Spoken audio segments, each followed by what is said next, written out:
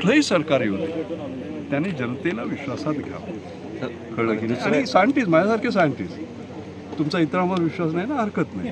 मी आहे, काकोडकर आहे, आणखी पण काकोडकर समिती याच्यात नेमलेली होती, अनिल काकोडकरांची. मग याच्यावर तुम्ही विश्वास ठेवायला पाहिजे ना.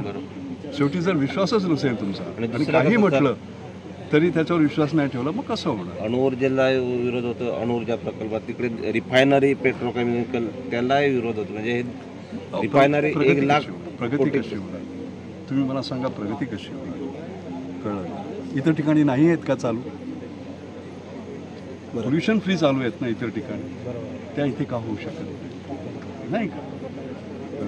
तर म्हणून मी थोडा मनोप्रवृत्तीवर बोललो तर त्याचा थोडं पॉझिटिव्ह. भविष्यात जर सरकारने, केंद्र सरकारने रघुनाथ माशेलकर यांना सांगितलं की तुम्ही कोकणात जाऊन लोकांमध्ये मी अवश्य करीन. मला कोकण माझं आहे, कळलं का?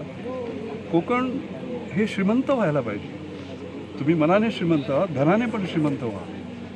तुमच्या लक्षात आलं का? आणि त्याच्यासाठी टेक्नॉलॉजीची आणि ह्याची प्रगती व्हायला फार आवश्यक आहे. समजून घ्यायला पाहिजे आपण, हे फार महत्त्वाचं आहे. म्हणून मी सायंटिफिक टेम्परवर सकाळी बोललो त्याच्यासाठी की आपण मंगळायन म्हणतो, मंगळ गेलेलं आहे तिकडे, आपलं मंगळा हे, पण या मुलीला मंगळ आहे म्हणून त्याचं लग्न होतं.